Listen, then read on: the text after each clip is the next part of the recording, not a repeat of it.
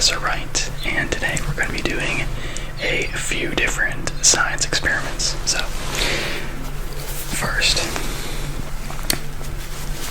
let's put on some safety equipment, because of course, safety is first. So, go ahead and roll my sleeves up. Put on my gloves.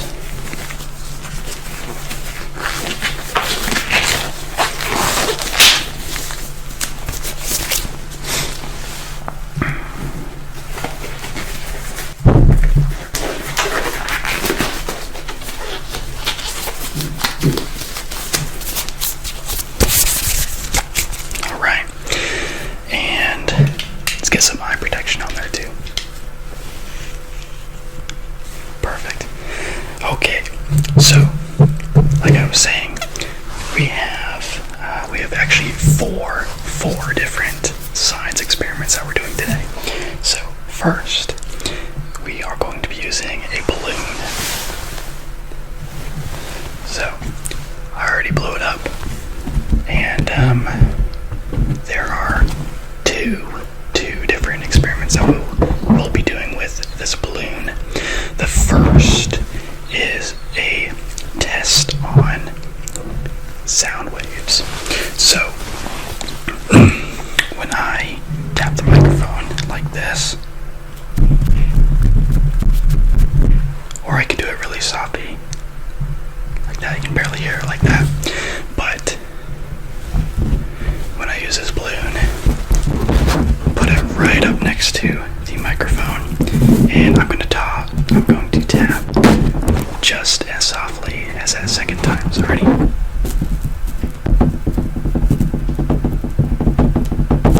So I was tapping just like this, but the balloon, it kind of acts like a speaker. It amplifies the sound, and the reason behind that is because after blowing the air into the balloon, the actual balloon, the rubber, wants to go back to its original form. So it's squeezing as hard as it can to get to its original shape. And by doing that, it's squishing all of the air particles inside. And because of all the air particles are now squished together, it's a lot more dense. That means any sound that goes through it goes through a lot easier. So if anyone has told you in outer space you can't hear any sound because there's no air particles in the air, so the air particles cannot carry any of the sound waves. But for this balloon, since it's all really compressed, it's a lot more dense, so the sound waves can actually flow much more easier. Okay, the next one, with the balloon, we are going to be stabbing it with a needle. So let me get my needle out.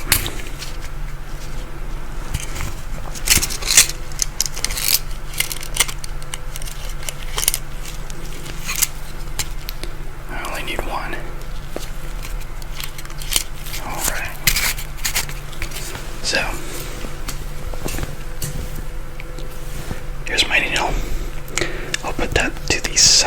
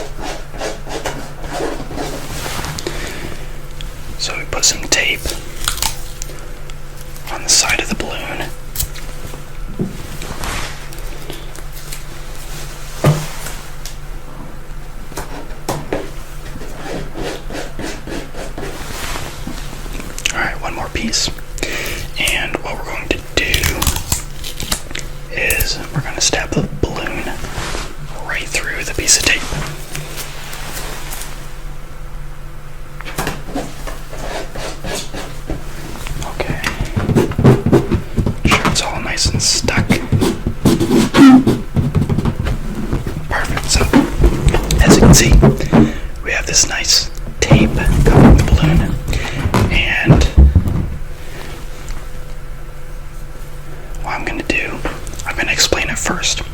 So usually when you stab a balloon, it pops.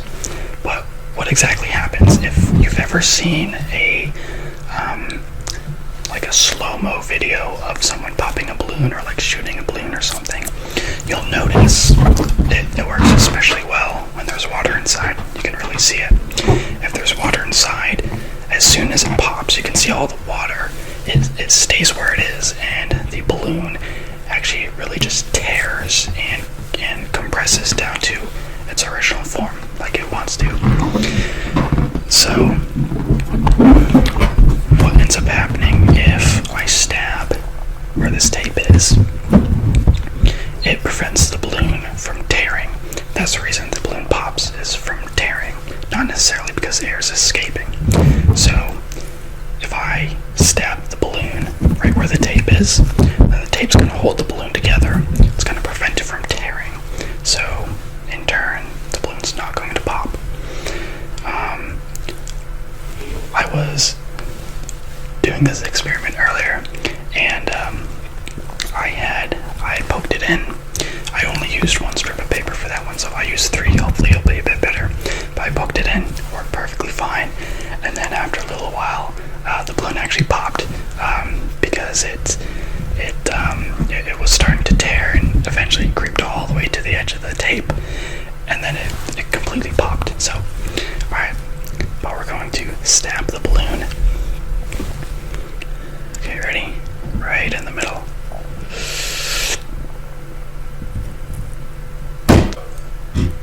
There we go. Alright. Look at that. So, I have successfully stabbed a balloon with a needle, and it has not popped. Just like I was saying. But, so that this doesn't surprise us in the future, I'm going to go ahead and completely deflate the balloon. We'll take the needle out, and you might be able to hear it. There's some air that's leaking out, so we're just going to let that continue to leak out until the balloon has completely deflated. So again, we're not surprised by any random popping. Okay, so I'll put that over to the side. Now, so that was 2 experiments. First one was experimenting on sound waves, and the second one was experimenting on the tearing of the balloon. So next, we are going to do some moving art. So as I get this ready, what I want you to do is just take a look right down here. As you can see here, I have a nice ceramic bowl, and I will be using a dry erase marker and some water. So with this experiment, I'm going to be drawing a little stick figure with the dry erase marker, and then we're going to be making it so that he can move around inside of the bowl. So let me draw a little stick figure. I'll do it upside down so you can see him. Alright, let's see. Do a nice little head and a body, some arms, and some legs. And just to help reinforce him, I'm gonna kind of go over him a little bit more. Make sure there's some more dry erase marker all on him, nice and thick. Okay, so let that dry for a minute, and what I'm going to do is I'm going to pour some water into the bowl, and you'll be able to see the little stick figure start to move around and wants to not. And so what's happening here is the dry erase marker, it's composed of different materials and chemicals than a normal Sharpie would. So if you try to do this with a Sharpie, it's not going to work. It'll either dissolve into the water, or it's just going to stay on the bowl. But with a dry erase marker, it's hydrophobic, so it doesn't dissolve in the water when I pour the water in, and it's also lighter than the water, so the little stick figure is going to raise to the top of the water, and it's going to float on top. Okay, so we're just going to pour some water in there. Just a little bit. You can see him start to move a little bit already. So, as we move the water around, his legs flew off. Alright, well, as you can see, his legs are now dancing around. Doesn't seem like the rest of his body wants to move, though.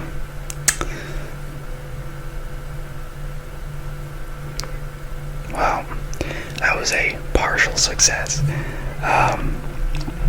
But once again, it seems the legs were able to kind of lift off. It probably was a matter of drying time, or the amount of dry erase marker that I applied. Could have been the amount of water I put in there too. But it does not dissolve in the water. Oh, now the arm flew off. So the integrity of this little stick figure isn't as great. May have needed to draw it on a little thicker, but I'd have to play around with that a little bit more. But as you can see, it's at least a partial success. Okay, for this last experiment, we're going to be playing around with the surface tension of water. So, what I have here, I have, of course, my bowl, some water, I have black pepper, and some dish soap. So, I've taken my gloves off as well. Okay, so I'm going to fill the bowl up with some water.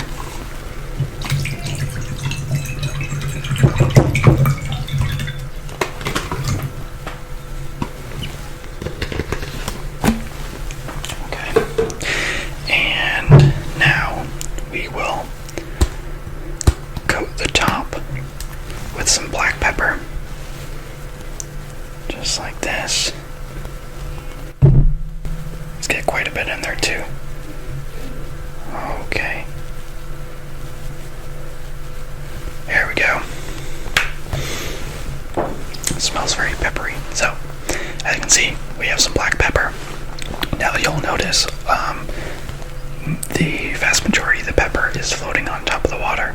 That's also because pepper is hydrophobic. So, well, one, it's hydrophobic, and two, it's also very, very light, so it's able to stay on top of the water. And water is very special because it has a very strong surface tension. So if you notice, if you fill a glass up to like the very, very top, you can actually have the water kind of go above where the top of the glass is, and it's still able to stay inside of it.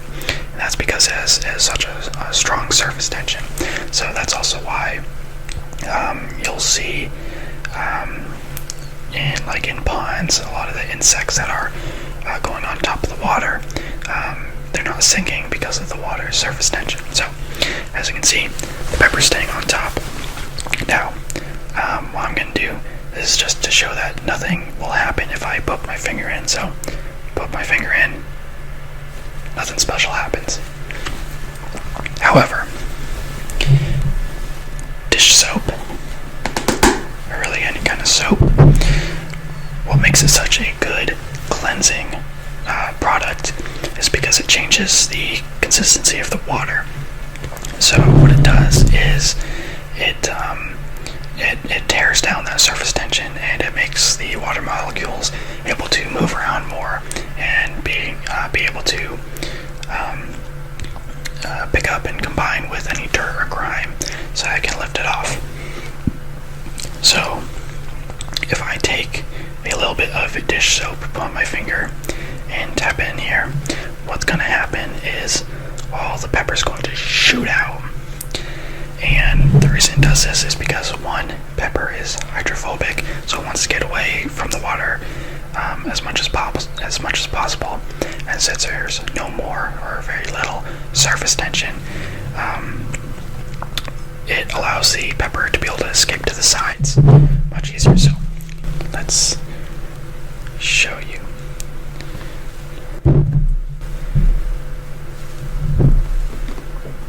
Alright, a little bit of dish soap. And ready? Watch closely. Look at that. So you see, there's now this nice ring, and you can also see a lot more of the pepper has fallen to the bottom of the bowl. That's once again because the surface tension of the water has broken down. So